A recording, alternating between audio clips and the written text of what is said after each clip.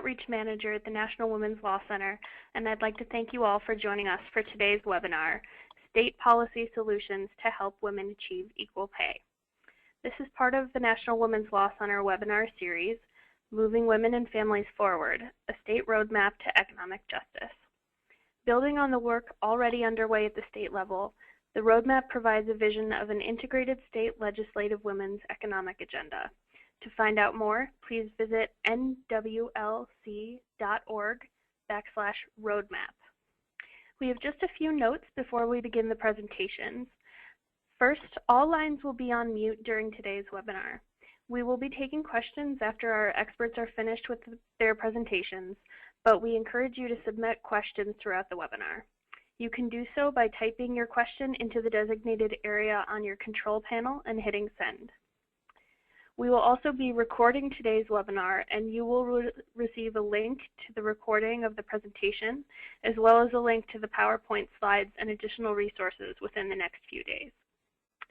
Finally, please note that this webinar is intended for advocates and those interested in the subject, and it is not intended for press purposes. At this time, I'd like to turn the floor over to Fatima Goss-Graves, Vice President for Education and Employment at the National Women's Law Center. Fatima, take it away. Thank you, Amanda, and thank you so much to everyone for joining us today. Women are half the workforce, and families depend on women's income more than ever before. Yet we really think our nation's public policies and workplace practices are really still based on outdated assumptions about who works and about who stays at home and about what is really necessary for families to be economically secure. Our webinar series is highlighting an integrated vision of an economy that actually works for working families, and core to that is the fundamental notion of equal pay. And I'm so thrilled to be joined today by leaders who really get this point from around the country. These activists are driving campaigns to improve the equal pay policies in their states as a part of a broader integrated agenda for working families. After a few more remarks from me, you'll hear from Noreen Farrell, the Executive Director of Equal Rights Advocates and Chair of the Stronger California Women's Economic Security Campaign. You'll next hear from Thompson, Managing Attorney from the Women's Law Project, a leading organization in the Pennsylvania Campaign for Women's Health. And finally, you'll hear from Beverly Neufeld, the founder of Power Her New York, a network of over 60 organizations leading the Equal Pay Campaign in New York State.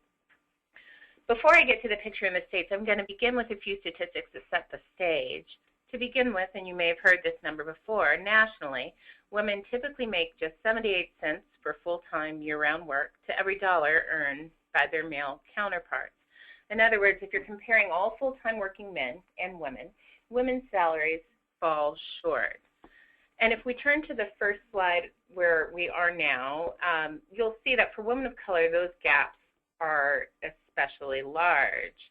If you look at the wage gap for African American women, they make 64 cents when their wages are compared to the wages of full-time working white men.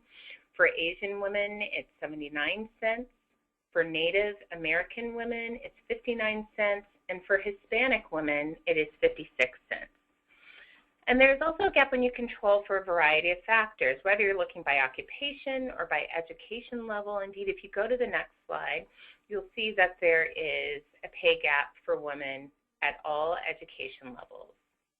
And that is at every stage. So whether you're talking about what the pay gap might look like in high school, what the pay gap looks like when you have some college, and even when women have as high as doctorate degrees, a wage gap persists.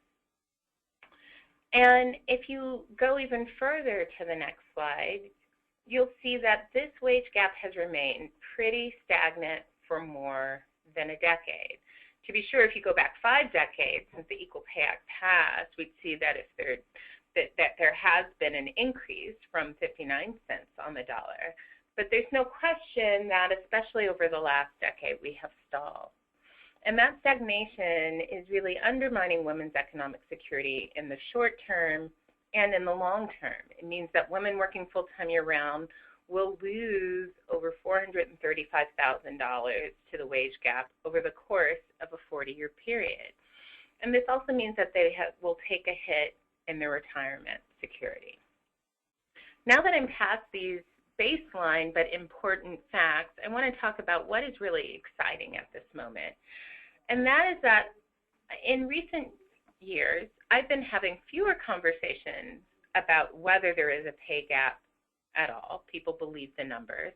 And more conversations about the best way to tackle it. And if you go to the next slide, what we know is that the pay gap is comprised of a range of unfair factors that disadvantage women in the workplace. And tackling the wage gap is going to really require addressing the barriers that women face. It will require challenging stereotypes that employers harbor about women in the workplace. It will require dealing with the fact that there are barriers for women to enter higher pay jobs that are traditionally male, and that women still make up the supermajority of workers in the lowest paid jobs, and they still face barriers even in those jobs. We also know that women who have caregiving responsibilities and pregnant workers face particular penalties. And all of these factors, in addition to the fact that women make less even when in the same job, make up the wage gap. So we know that the wage gap remains even when controlling for some of these other factors. And we know that we will not move the ball forward if we do not improve our pay discrimination laws and provide the right incentives for employers to close the wage gap in their own workplaces. There are a number of ways that our equal pay policies are sorely in need of an update. Our 50-year-old laws banning pay discrimination have made important progress, but they don't provide the right sort of information to either workers or to our civil rights enforcement agencies or to the public at large to allow for real accountability. And the question is, how do you push for fair pay if wages remain fully in the dark? There also isn't effective deterrence. Employers have to have the incentives in place to pay their workers fairly the first time. And they have to know that the pay laws are effective and that there are real consequences if they do not pay fairly. So if you go to the next slide, you'll see that we're seeing states move forward with ideas designed to empower employees and employers with the tools and incentives to address the unfair pay that workers face on the job and promote women's economic security. We're seeing states pass laws and move forward with laws to make their fair pay laws more effective. For example, after the Supreme Court's decision in Ledbetter v. Goodyear, and after the federal Ledbetter Fair Pay Act passed, many states passed their own versions of the Fair Pay Act to clarify that employers can continue to challenge unfair pay with each paycheck infected by discrimination. So courts would not be able to tell workers who were receiving unfair pay that they had waited too long to challenge it. And we saw states like Maryland and Illinois and Iowa pass such laws. Illinois also took steps to streamline its enforcement of its equal pay laws, ensuring that its Department of Labor and Department of Human Rights were coordinating around pay discrimination complaints. Other states have taken steps to change their defenses that employers can raise for pay discrimination complaints. So they've limited the number of reasons employers can offer for paying two people doing the same job different salaries, and New Hampshire took a step in that direction last year. States have also taken steps to improve transparency by banning pay secrecy policies. New Hampshire and New Jersey are two examples from the 2014 session, and just last week, Oregon passed a new law to do the same as a part of a broad women's economic agenda. And I don't want to steal the thunder from one of our presenters who will also have some good news to share on that front. Other states have really looked at enforcing equal pay laws through state contractors using the power of the purse, relying on the fact that so much money comes from the state to contractors and using that as a trigger to prompt equal pay efforts that go beyond some of the requirements in the law. Minnesota, as a part of its Women's Economic Security Act, in Vermont, each passed laws requiring contractors with the state to provide certifications of compliance with state and federal equal pay laws. And New Mexico, a few years ago, changed its policies to require contractors to annually report gender-based pay gaps using a state reporting mechanism. And there are a number of states that have had excellent equal pay campaigns this year. In Louisiana, they actually passed a bipartisan equal pay bill in the state Senate. And although they fell short in the House, it was a tremendous campaign. And we also saw great progress in Maryland this year. And important fights continue, whether we're talking in Washington State or Washington, D.C. And all of this momentum, I think, leads me to the following point, and that is that I think we will win. Progress in a single state will affect others and help to move things forward at a federal level. And we are already winning because we are redefining fairness, because we are centering economic issues that matter for women and their families. And that's why I'm so pleased to have with me today the fierce advocates from around the country who are working to improve their state equal pay policies. These women are really pushing the envelope in interesting ways, and they get that equal pay policies are inextricably tied to women's status in the workplace and central to an overall campaign for economic security and to closing the wage gap. And with that, Noreen Farrell from Equal Rights Advocates, please take it away and share with us the California campaign.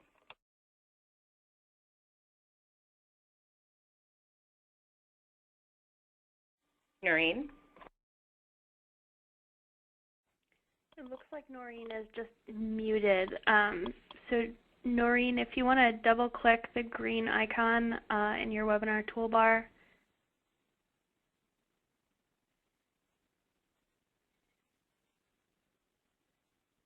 We'll just give it a second.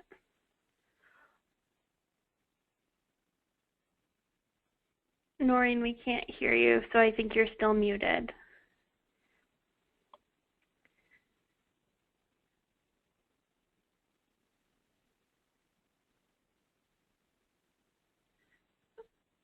Okay.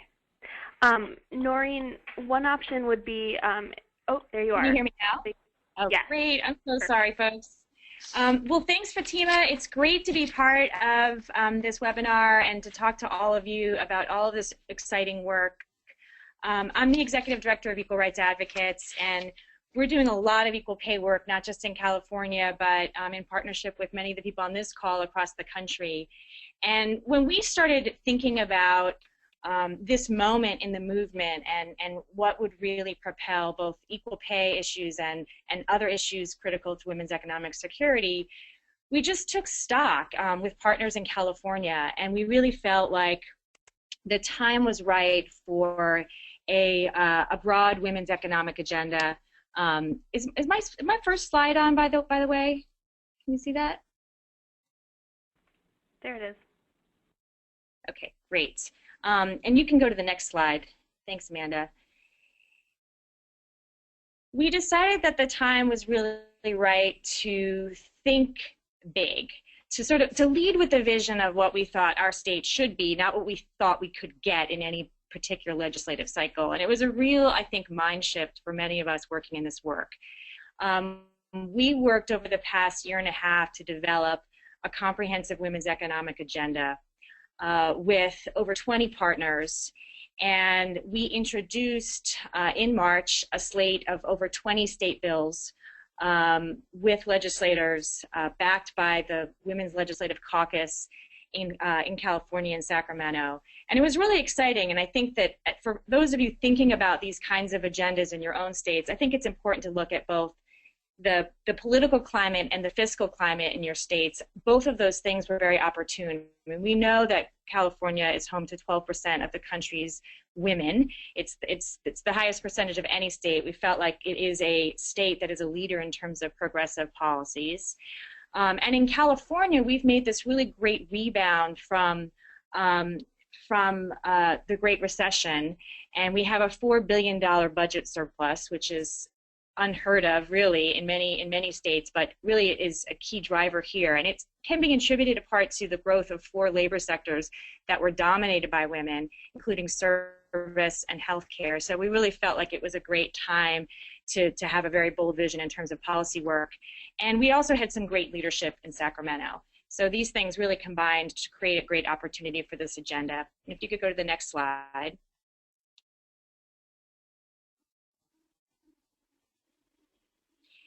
these are the pillars of our agenda.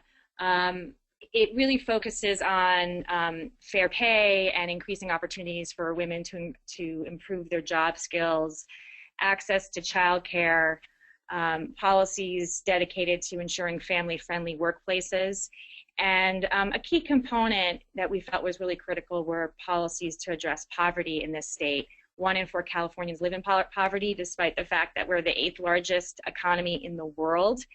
And so this is really a very historic collaboration among advocates working in these different pillars. We tend to be siloed. We tend to have enough on our plates. It's difficult for us to coordinate.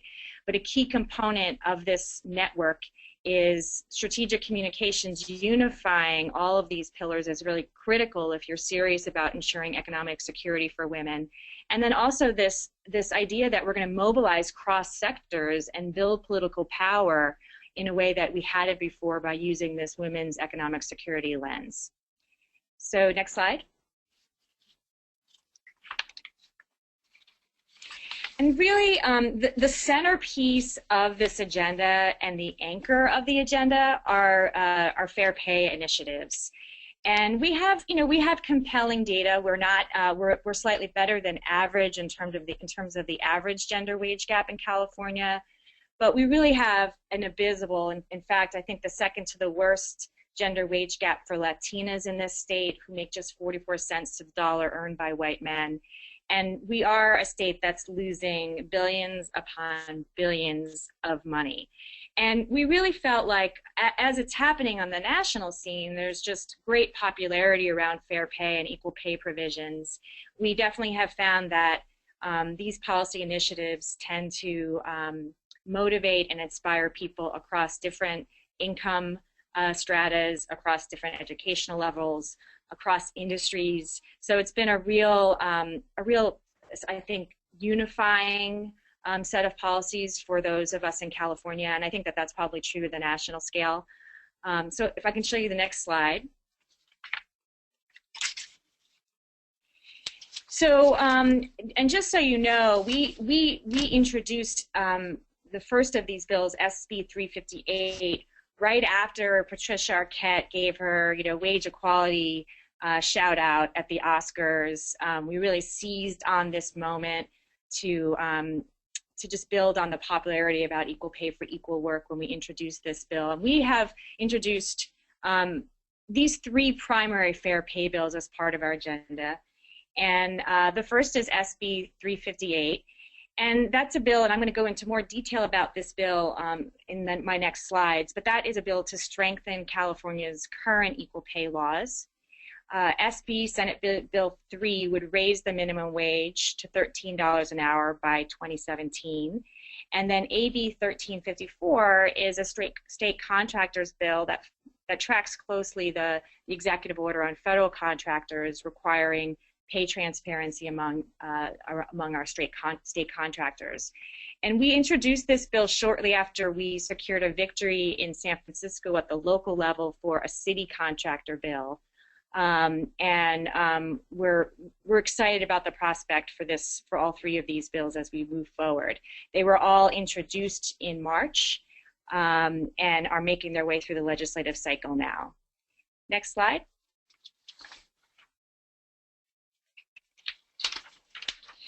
So I wanted to spend the most time talking about the California Fair Pay Act, because if any of you on the call are like me, we're complete sort of policy geeks. And really, when you get into the meat of particular laws is where the rubber hits the road, I think, in terms of how it's playing out in your state. And there was a couple of components. We already had a strong fair pay law in California. Our Equal Pay Act actually had a provision prohibiting discrimination against and retaliation against people who talked about their pay. But what we found, and I think it's true of the 7 or 8 other states that have anti-retaliation provisions in their equal pay laws, is that it's not a law that's known by many people. It's certainly not preventing people from fearing retaliation. And so we really wanted to, and that's the last bullet of this slide, have a component that beefed up this provision of our law to give us an opportunity to talk about it more. And one of the places that we are in terms of the legislative process is thinking about an amendment to have better posting and notice and training requirements around this. So we're hopeful that we'll be able to get it as the bill moves on. The anti-retaliation provision would be amended to not just allow employees to disclose their own pay, but to also talk about pay and inquire about their own or coworkers' wages. So it's a broader definition of what employees can do. And should we be able to pass this bill, we will really seize upon the moment to emphasize this and have a public education campaign about this, because I think it is a key component of any equal pay law, but it's not self-enforcing, right? So we have to make sure that it's actually utilized and enforced. We also wanted to look at some of our definitions about what equal work was, and so we included a provision that would ensure that employees performing substantially similar work are paid equally. We also have an amendment that would eliminate the outdated same establishment requirement, and that is requiring that plaintiffs only rely on comparators where they're within their own workplace. And it's a real problem, and we have cases in which women from San Francisco are paid less than men working in the same job in Fresno, which has a much lower cost of living, but yet they've been precluded to enter in that evidence in their case. So eliminating the same establishment clause would be really helpful in terms of those claims. And then finally, we really wanted to look at this idea of the bona fide factor other than sex, where we really feel like employers were wiggling out of liability. And so we beefed up that provision in this amendment, and we really made sure that it would be clear that that the employer has to show that they actually applied that other factor, and that factor accounts for the entire pay differential. So we both beefed up the burden, and we've got more specific about what that bona fide factor might look like. So these are the key provisions that are making their way through the California legislature right now. Next slide.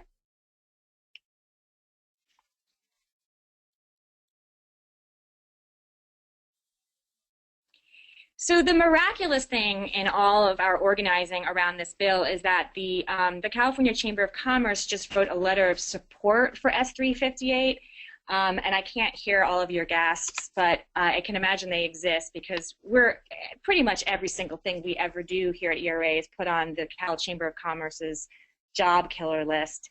And, but I think that this speaks volume to really the broad popular support for equal pay for equal work measures in California. We worked with them very carefully on this idea of what the bona fide factor would mean, and we clarified that employers might be able to establish a bona fide factor by showing that two workers had different amounts of training or education or experience, which was fine in our view. And working with the Chamber of Commerce as we try to do on most of our bills actually yielded a great result, and we're excited about that. Next slide.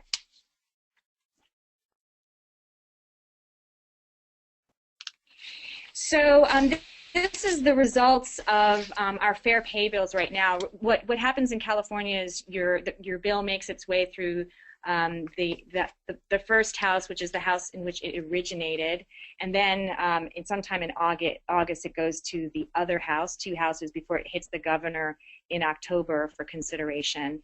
And this is, again, a historic and unprecedented result that we passed through the Senate House of the California legislature unanimously last week, which was pretty exciting. And of course, I think the Chamber of Commerce letter of support just obliterated any grounds for any opposition.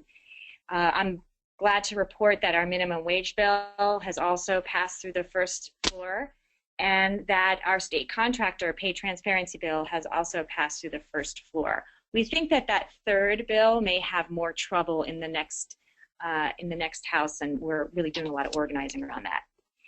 Next slide. Just to sum it up, I think that the lesson from California is that I think it's worthwhile to take a very, very detailed look at your your equal pay bill. We benefited from the input from people on this call, from the National Women's Law Center, from others who are working on equal pay bills throughout the state. We hope that we can be a resource to you. And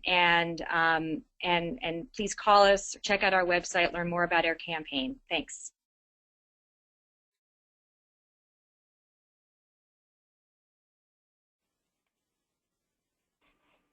Thanks, Noreen. And next up, we'll have Terry Thompson.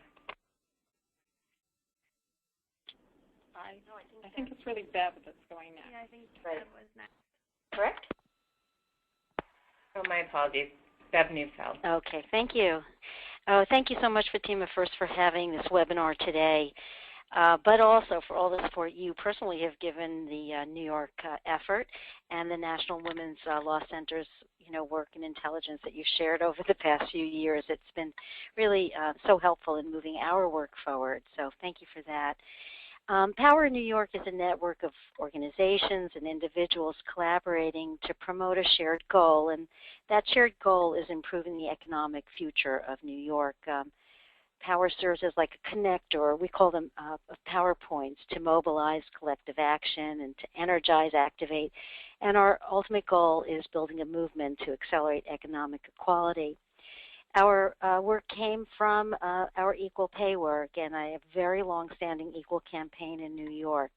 And it's looking at equal pay in a much broader way and a much larger mission. But we have been working on equal pay in New York for a very long time. So let's go to the next slide. And just to prove to you how long we've been working on this, it's close to 30 years now. So I thought it would be interesting for people to sort of see an anatomy of a campaign. In this case, one that is unfortunately quite long. But New York, like many of the states in the 1980s, looked at comparable worth, and we did have a comparable worth case in New York that was successful. It looked at all the New York State employees in civil service, adjusted their jobs because they did find differentials that shouldn't be there, and it affected 47,000 workers, which is really significant and was very exciting at the time. Those adjustments were made, and I think we have to all be aware that they've multiplied over the years for these workers, so it was really very significant. But other challenges did not work, and they failed because New York state law, like almost every state in the country except perhaps Minnesota, does not have an equal pay for work of comparable value law. And that's really where the advocates took aim so many years ago. So they focused in on a bill that was called the New York State Fair Pay Act, and it incorporated parts of the Paycheck Fairness Act and the Federal Fair Pay Act. And so that particular bill, which has really taken up the attention and energy for many years, has equal pay for equal work of equivalent value for public and private sector employees. And it also has, the other part of it is the anti-retaliation protections for workers to speak about their salaries, and the strengthening of the Equal Pay Act of New York State, and also the Federal Equal Pay Act, some of which Noreen, you talked about. So it was very enthusiastically pushed forward by a group of assemblywomen, and the bill passed every year in the Assembly, but like so many things that happen in politics, it did not move forward in the other house, and the Senate never moved out of committee. So about a few years ago, we started to talk about the fact that we were not making progress, and strategically changed our approach and said, let's bifurcate the bill and just look at the anti-retaliation piece and strengthening the Equal Pay Act. And the Assembly members, as dedicated as they are to the comparable worth, I don't think that people really understood how important this section of the law is that they were trying to pass. So we talked to everyone about it, and of course we talked to the governor, to the governor's office, who was looking at what he could do for women in the workforce and just generally women's rights. So Governor Andrew Cuomo announced to, at really our surprise in January of 2013, he announced a 10-point Women's Equality Act. And one of the featured pieces, of course, was an equal pay plank. So let's look at what we've been trying to pass now for about 2.5 years. So as you can see, this is the 10-point Women's Equality Act. It was crafted by the governor, who had heard sort of the commentary of advocates for years and years. And he, of course, is an extremely powerful ally in this, and you'd think everything would be a snap after that, but politics is quite complicated. The governor proposed planks of an omnibus bill, program bill, that would strengthen the equal pay for equal work laws, and sexual harassment in the workplace. There was a family status bill in there, human trafficking. There was a very strong pregnancy accommodation bill, and domestic violence bills. And there was also a safeguarding of reproductive health. So there was a reproductive rights plank in the bill. And this was sort of our charge for the next, we thought it would be a year, but it's taken considerably longer to get this passed. If we go to the next slide, we can just look at the provisions of the Equal Pay Bill. That is similar to what, Noreen, you were talking about. It did close those loopholes in the law. It looked at any other factor other than sex. It certainly it did look at the workplace and where you can compare jobs, but it just looks at it as a county. That's the region, the geographical region that they selected. It does outlaw retaliation against employees for talking about their salaries, and it increases damages where there's really wanton discrimination. Lastly, it charges the Department of Labor to promulgate rules and to share that with the public.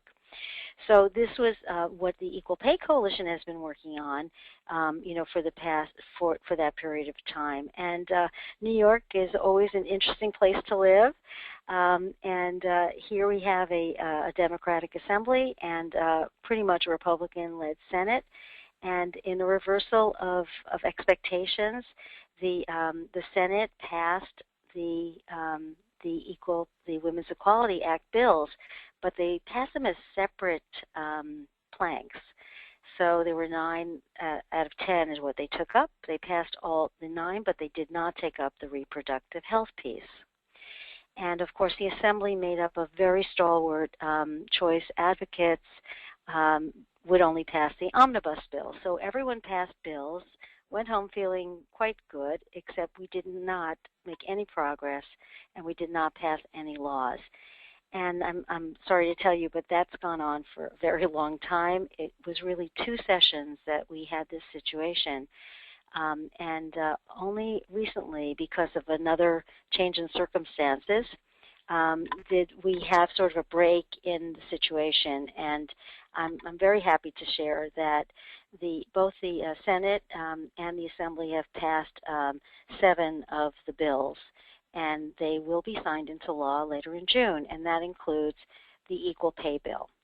So New York will have these provisions. Unfortunately, the reproductive health piece did not come up, and we are all committed to continuing to fight for that and to codify Roe v. Wade into New York law. So if we go just to the next slide, I think the reasons that things move forward for the Equal Pay Bill was because we really created a very strong coalition across the years. But in most recent years, using things like freeconferencecall.com and more recently MailChimp and Constant Contact and all of those free, wonderful vehicles, we just created a very strong communication across the state, actually. Every Equal Pay Day turned into a state Equal Pay Day. We had events and proclamations all over the state. We had partners with organizations that had local chapters like AUW and League of Women Voters, and NOW and YWCA, and they became integral parts of being the folks on the ground in communities who were able to sit with their legislators, whether they were the mayors or they were the assembly people or senators. They created very strong political allies on every level of government. And they even created some local initiatives around equal pay. And then when the Equal Pay became part of the larger 10-point Women's Equality Act, New York created a Women's Equality Coalition, which eventually was 850 groups. And so as a steering committee member, I can say that it was an extraordinary, and still is an extraordinary effort of cooperation across issues, which Noreen, I think what you said about seeing these different sectors coming together is very much what we've done in New York over the past 2.5 years. So different champions were suddenly championing all these different issues. So the equal pay folks were championing the domestic violence issue, and vice versa. So we had a very, very formidable force for folks to contend with. But we also created so many more advocates who could speak on our individual issues, and really multiplied the effort around women's issues generally.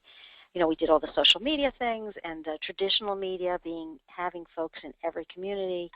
We would have letters to the editor. So we never went away, whether it was in a town or a city, or looking at the statewide seat of government. And just one more comment, business was a critical part of the work of the Equal Pay Coalition, but also the work of the larger coalition. We started with business. We always stayed with business and invited them in from the beginning, talked about their concerns. Many of the members of the large coalition were business owners, and we spoke with not only the state business council and answered their questions. A Better Balance was Dina Bass was constantly talking to the Chamber of Commerce's, but we talked to the state ones and met with local ones and found women in our communities around the state who were in these local business councils, and they spoke up for these issues. So, it really is pretty extraordinary effort and a very exciting women's rights movement growing in New York.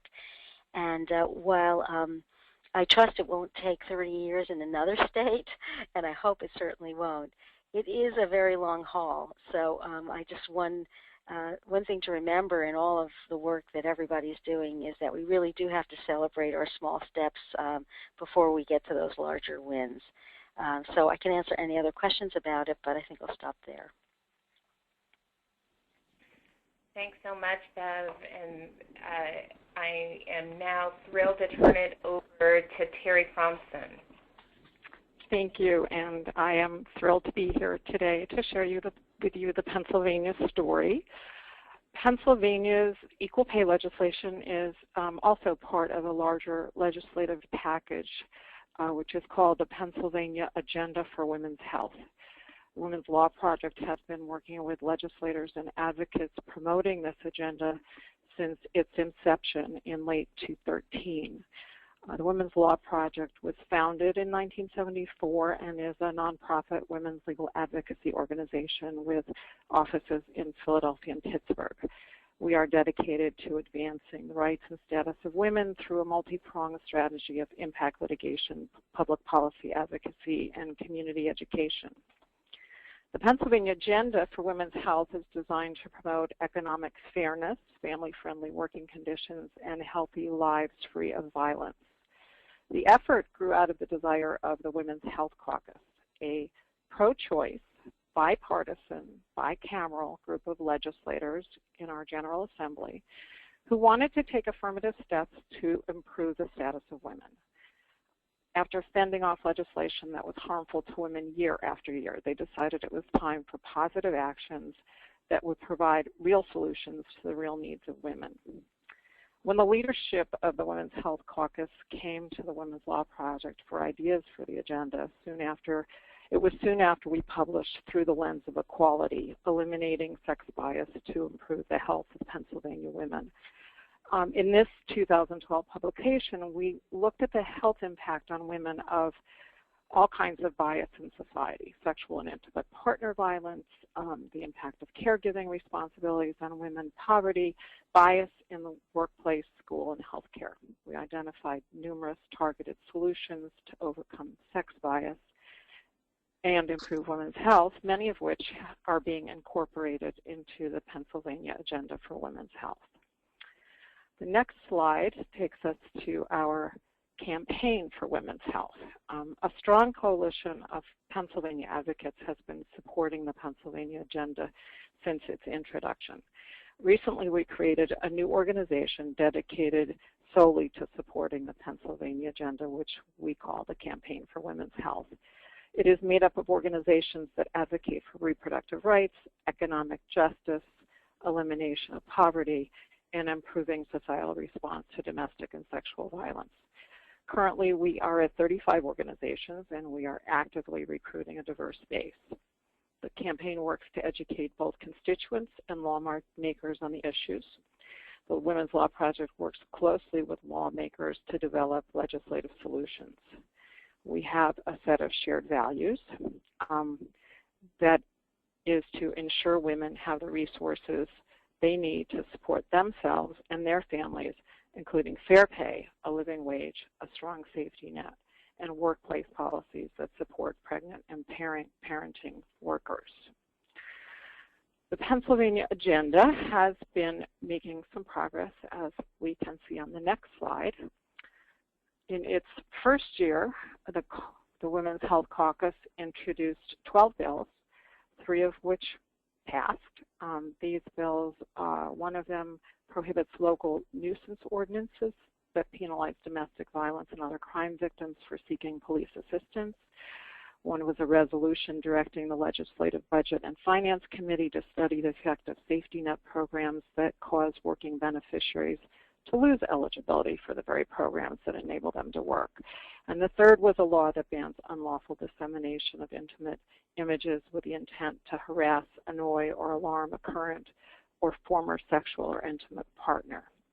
The caucus also convinced the majority in the House to hold legislative committee hearings on equal pay, and the Women's Health Caucus has grown with the enthusiasm that the legislators have brought to this agenda. It is now 62 members strong, and on May 11th, 2015, the caucus introduced its first wave of bills in the current 2-year legislative session. These bills include the economic justice bills, amendments to our State Equal Pay Act, as well as pregnancy and nursing accommodations and increasing the minimum wage. The lesson that we learned from the 2014 session is that bipartisanship is essential. The 3 bills that were adopted in 2014 all had bipartisan sponsorship. This session, the caucus has made it a priority to have bipartisan leadership in both houses, and most bills in the agenda have lead co-sponsors from both parties. On the next slide, we look at some of the strategies that we have been pursuing. The campaign's focus is on educating constituents on what is at stake for women in Pennsylvania. We have expanded our digital footprint with blog posts and enhanced social media presence to reach younger audiences. At the same time, we continue to use traditional media, including by placing op-eds throughout the state. We're also speaking to a wide variety of audiences. Media coverage is growing. The press conference introducing this last set of bills received significantly more coverage by the press than prior announcements. We've now launched a new website as the home of the campaign and update it regularly with news and blog posts. And we are building capacity by strengthening our collaborations with other state campaigns whose work is more focused but contributes to closing the wage gap. There's Raise the Wage Pennsylvania, which is obviously addressing minimum wage increases, and Coalition for Healthy Families and Workplaces. We're also fortunate to have Keystone Progress as a key grassroots ally in the campaign. With 400,000 subscribers, Keystone reaches into all 67 Pennsylvania counties with online and traditional activism. On the next slide, we look at the status of equal pay in Pennsylvania. Why is policy change so important to Pennsylvania? Because on this issue, as well as all kinds of national indicators relating to women, Pennsylvania ranks particularly low. We have the 39th largest wage gap in the country. For every dollar earned by a man, a Pennsylvania woman who works full-time year-round earns from 54 cents for Latina women to 69 cents for African-American women and 76 cents for white women. If closing the gap continues to progress as slowly as its current rate, the country as a whole is predicted to close its gap by 2058, but in Pennsylvania, women will not achieve equal pay until 2072. Our next slide takes us to the Pennsylvania Equal Pay Act. We do have an Equal Pay Act. It was adopted in 1959, 7 years before the federal law. But it is probably the most limited equal pay law in the country. Similar to the federal law, it has the same flaws. It does not prohibit pay secrecy. It has loopholes that enable discrimination. But in addition, the Pennsylvania law has a very limited application. When it was adopted, it applied to all employees. In 1968, it was amended to apply only to those employees who are not covered by the Federal Equal Pay Act. This amendment has rendered our Equal Pay Act virtually useless. It is limited to small categories of workers. It is not a viable remedy. There are virtually no court decisions interpreting it, and the State Labor and Industry Department receives no complaints. So on the next slide, we see our pending bill to fix these problems. HB 1160 will remedy these gaps and hopefully make Pennsylvania's Equal Pay Act not only viable, but one that is stronger than federal law currently is. It amends the Equal Pay Act to apply to all workers. It eliminates the loopholes that we've been talking about, closing up the gender-based factors and requiring wage differences be based on bona fide factors. It bans pay secrecy. It strengthens the Act's anti-retaliation provisions and expands remedies. This bill is a high priority for us this legislative session. On the next slide, we have other related equal pay bills that are pending, which we also expect progress on. We know that increasing the minimum wage and accommodating the needs of pregnant and parenting mothers will improve their financial status by raising the floor and keeping them in the workforce. So we have a Pennsylvania Pregnant Workers Fairness Act, which mandates reasonable accommodations and duties and workplace conditions to women during their pregnancies.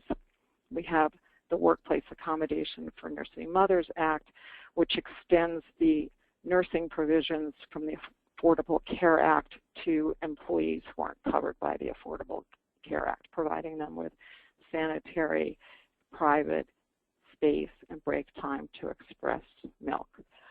We also have a minimum wage bill that has been included in the Pennsylvania agenda. It will raise the minimum wage to $10.10 an hour and the tipped wage to 70% of the regular minimum wage. On the next slide, we see what's been going on in our localities.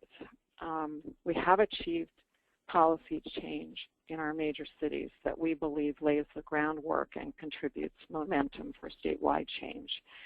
In Philadelphia, the mayor has issued an executive order mandating city contractors pay $12 an hour minimum wage beginning January 1, 2015. Our city council also adopted ordinances requiring employers with one or more employees to provide workplace accommodations for pregnant women and accommodations for women who need to express or pump breast milk on the job. In Pittsburgh, the city adopted an ordinance providing reasonable accommodations to pregnant women who work for the city or for city contractors. Unfortunately, under our state law, Philadelphia is the only city in the state allowed to adopt workplace laws.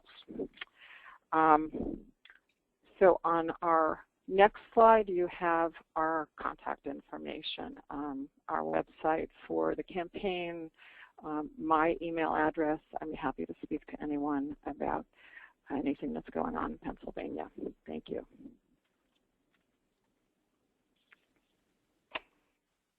Thanks so much. Great. Terry. Amanda, do you want to start with questions? Sure. Yeah. Thanks so much to all our presenters for those great presentations. At this point, we have some time for questions and answers from the audience. So if you do have a question, please enter it into the place in your webinar toolbar, and we'll do our best to get to all of them. As a reminder, we have recorded this session, so you will have access to the link to the recording as well as the slides in a couple days. While we're waiting for some questions to come in, Bev, Terry, and Noreen, would you each like to just give us a quick overview of what the next steps are for each of your campaigns? This is Bev. You know, for us, we're looking at comparable worth again because that was not dealt with in the in the 10-point plan. The Assemblywomen are committed to that. We want to work with as many partners as possible to find out how to move that forward. It's still complicated, and we have a lot of language to work on there. And then, you know, we are going to continue to work on the contractor piece is of interest in New York. We're definitely fighting for minimum wage and the part of the Fight for 15. And today we're up in Albany and pushing for paid family leave. So some of the other issues around equal pay are the ones that we'll also be pushing in the next in the next months and year. Noreen, are you there? Yeah, I'm here. Well, for our campaign, fortunately, we have anticipated that this is a 2-year women's economic security campaign. So any of our bills that don't make it through this first year will be on our agenda next year. But in addition, in terms of our fair pay bills, we're really doing a deep dive on the gender wage gap as it impacts Latinas and other women of color here in California. And we're thinking through ways to unpack that. It's not just about equal pay for equal work. It is about job segregation and too many Latinas in low-wage jobs. And so we're developing some policy initiatives around that and likely a legislative hearing around that. In addition, we expect on our agenda next year to include a bill that contains fair pay provisions to protect domestic workers here in California. We were fortunate enough to pass a California Domestic Worker Bill of Rights, but it actually sunsets next year, so we want to get a bill in that makes it permanent law. So that'll be 2 focuses in terms of fair pay work.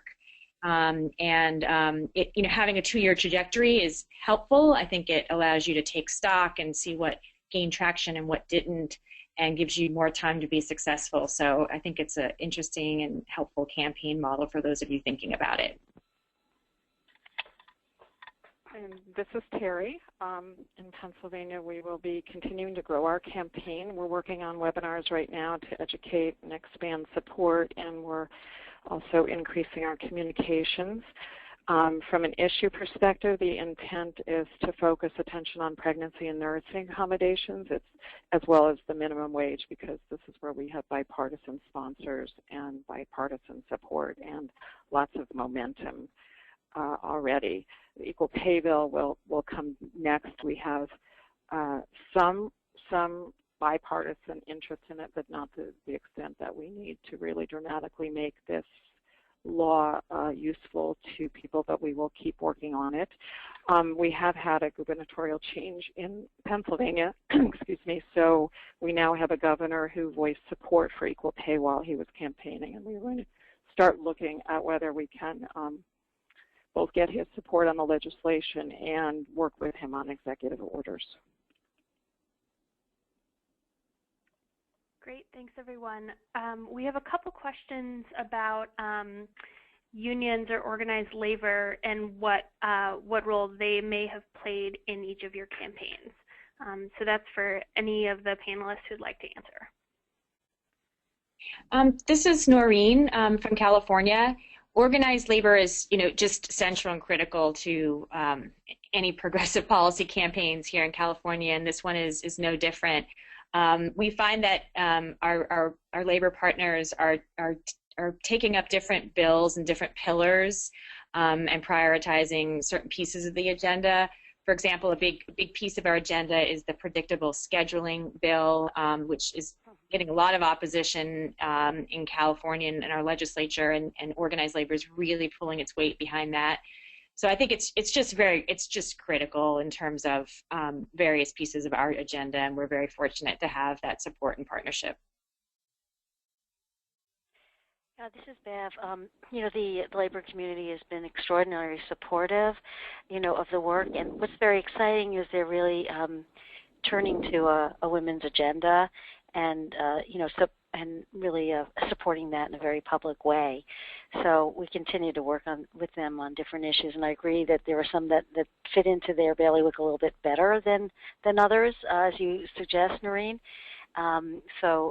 We sort of take advantage of all the issues that we can share together and support them where we can too. In Pennsylvania, we've had some involvement of labor in the Pennsylvania Agenda campaign. Labor is heavily invested in the minimum wage campaign and very cognizant of the impact on minimum wage on women. So we're hoping to increase their involvement in our campaign as well.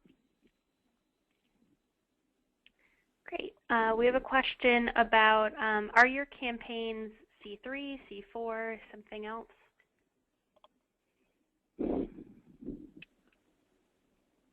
The California campaign is, the California campaign is made up of C3, primarily C3 organizations, and but we're thinking about having exploring C4 as a piece of the model moving forward. Pennsylvania is also made up of organizations that are all C3. I don't think we're looking at any change in that. Yeah. Well, in New York, the Equal Pay Coalition has been made up of C3s and actually been an almost entirely volunteer effort for all these years. Only recently are we funded. But the larger coalition, the the Women's Equality Coalition, that's a C4. Because that really was charged with looking specifically at those 10-point legislative issues. So that was created as a C4. Fatima, we have a question about groups for equal pay in other states, and there's a specific question about Indiana, but would you be willing to talk about that and any other states? Sure.